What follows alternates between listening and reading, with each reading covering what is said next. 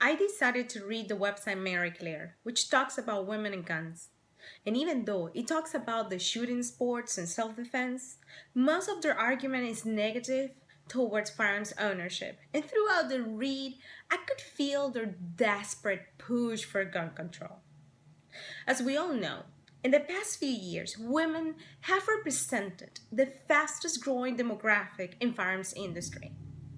Based on a 2015 report from NORC at the University of Chicago, this website argues that the reason the firearms industry is focusing on women is because, according to such report, gun ownership has been steadily decreasing since 1970s, even though the relative number of female gun owners has risen. And that is when I said, what the hell? Considering this website is addressing women. I also thought, do they really think women are that stupid or live under a rock? As we can see in this graphic, firearms sales have actually increased in the last decade. There has been an increased demand for concealed carry permits and for learn to shoot seminars. It is obvious that this demand exists because of current, but especially new firearms owners. The website also shares the memories and sadness of family members of victims who were killed by sick individuals whose only cowardly purpose was to feel undefeated while attacking defenseless individuals. It is hard and definitely difficult for many to think how one can feel when something terrible like this happens to a family member. And with sadness, I have to admit that not only myself but my family know how that feels. In 2007, three cousins, three brothers were assassinated inside of the house of my uncle. It was just terrible. The whole family have suffered a lot from this.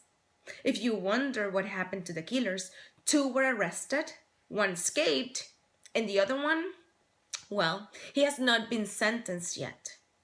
Not only my family, but all Venezuelans suffer every day with the unfortunate reality of feeling powerless to protect themselves. To know that criminals have guns, but the vast majority of civilians don't. This happens in Venezuela, in a country where guns are restricted. And justice is something Venezuelans have not seen in the last 16 years. In conclusion, bad people exist. Mentally ill people exist. Criminals who care less about people's life also exist. And they will commit a terrible act regardless of any law or restriction.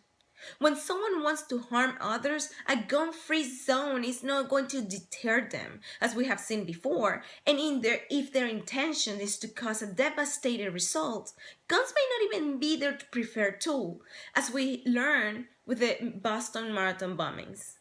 I feel the pain of having family members killed, kidnapped, or knowing that their lives was threatened by a criminal. But I don't blame the tool the criminal used. I blame the criminal because they made the choice to put in danger innocent lives. But I also blame the government who doesn't do enough to keep those individuals away from the streets and yet wants to keep citizens defenseless. The website also talks about politics. And of course, the first individual in their list was Hillary Clinton, who is a strong advocate for gun control. But as she enjoys the benefits of gun protection provided by security personnel while shopping, walking down the street, or better yet, close part of a New York department store so you can get your $600 haircut. I bet she feels safe. And who needs guns when you have a whole team with guns ready to protect you?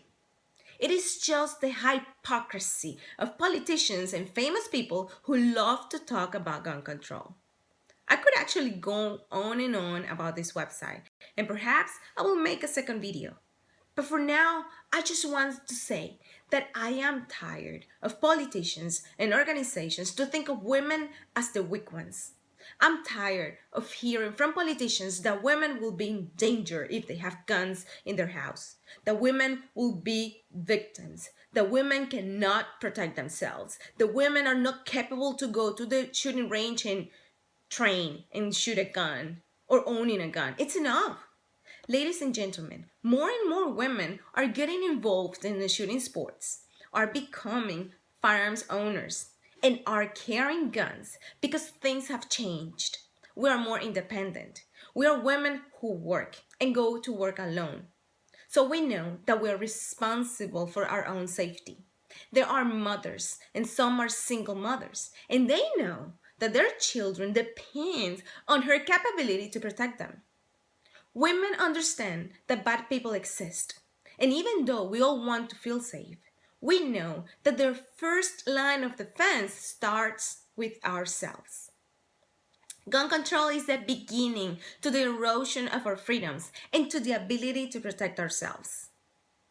How naive can someone be to leave the decision to protect themselves to someone who doesn't even know them?